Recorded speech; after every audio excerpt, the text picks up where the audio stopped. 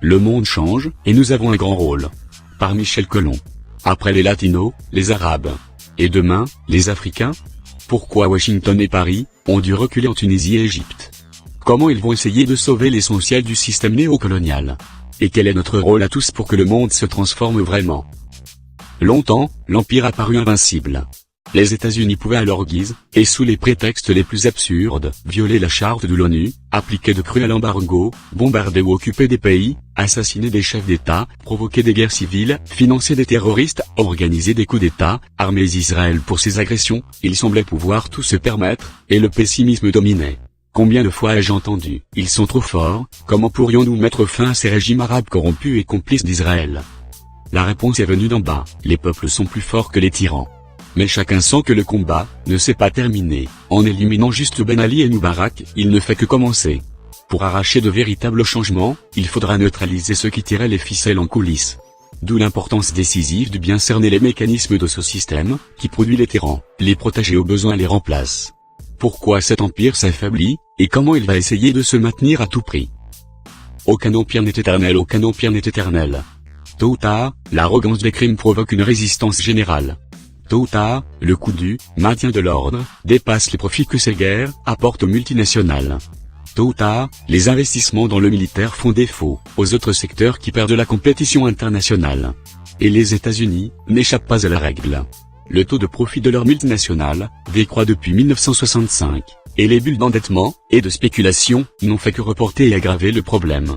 Leur part dans l'économie mondiale est passée de 50% en 1945 à 30% dans les années 60, autour de 20% aujourd'hui et 10% environ dans 20 ans. Or, aucune armée ne peut être plus forte que son économie, et les USA sont donc de moins en moins en état d'être le gendarme du monde. Aujourd'hui, la planète devient multipolaire. Un autre équilibre s'installe entre USA, Europe et Russie et surtout avec les grands pays du Sud. Particulièrement, la Chine qui a prouvé qu'être indépendant était la meilleure façon de progresser. USA et Europe ne peuvent plus imposer leur volonté comme avant. Leur néocolonialisme pourrait mourir bientôt. En fait, ce déclin est de plus en plus visible depuis 10 ans. En 2000, la bulle Internet explose. En 2002, le peuple vénézuélien fait échouer le coup d'État Made in USA, et Hugo Chavez entame ses grandes réformes sociales, qui entraîneront toute l'Amérique latine dans la résistance. En 2003, la machine de guerre de Bush s'enlise en Irak, comme en Afghanistan. En 2006, Israël échoue au Liban, et en 2009 à Gaza. Les défaites s'accumulent. Après les Latinos, les Arabes. Et demain, les Africains? La merveilleuse révolte des Tunisiens et des Égyptiens a fait des miracles. On entend à présent les États-Unis vanter la transition démocratique, alors que pendant des décennies, ils ont fourni aux tyrans chars, fusils mitrailleurs et séminaires de formation et la torture. La France pareil.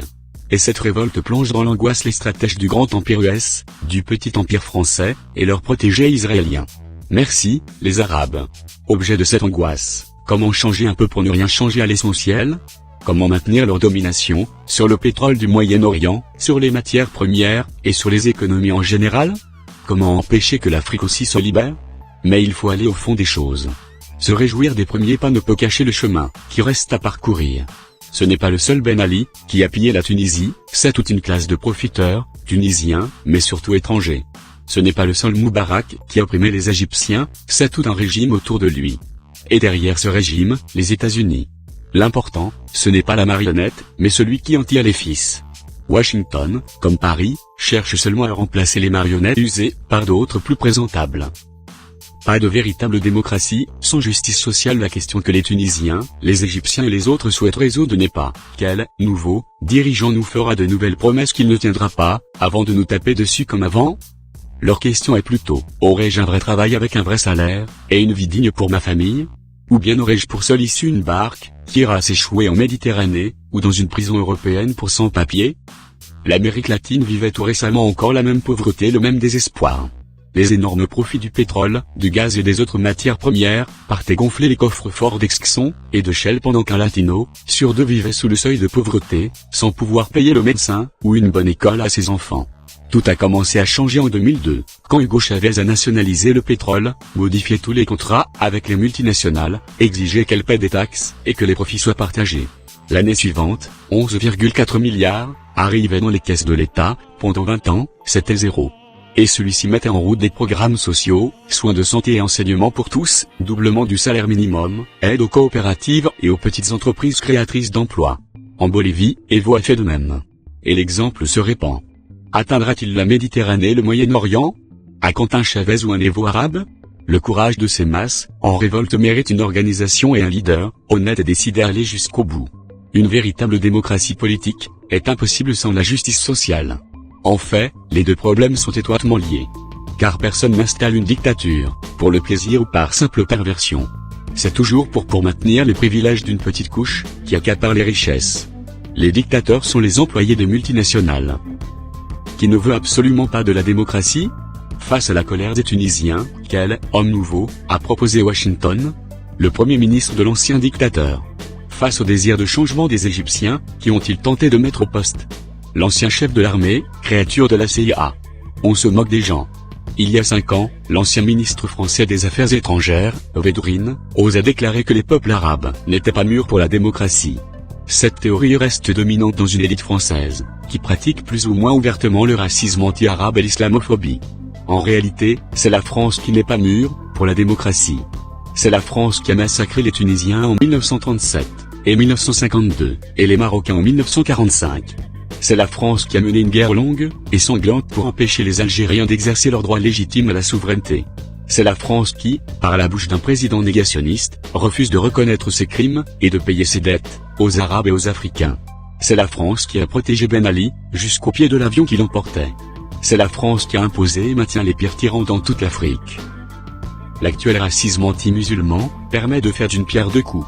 Premier coup, en Europe, on divise les travailleurs, selon leur origine, un tiers des ouvriers français, ou belges sont d'origine immigrée récente. Et pendant qu'on fantasme sur la burqa, les patrons attaquent allègrement les salaires, les conditions de travail, et les retraites de tous les travailleurs, voilés ou pas.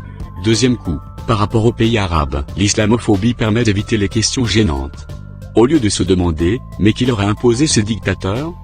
Et de répondre, l'Europe d'en haut, l'Europe des multinationales, on présente les Arabes comme pas mûrs pour la démocratie, et donc dangereux. On diabolise en inversant la victime et le coupable. Or, voici le débat fondamental, et il dépend de nous tous qu'il soit mené ou occulté. Pourquoi les États-Unis, la France et compagnie, qui n'ont que le mot « démocratie » à la bouche, ne veulent en réalité absolument pas d'une véritable démocratie?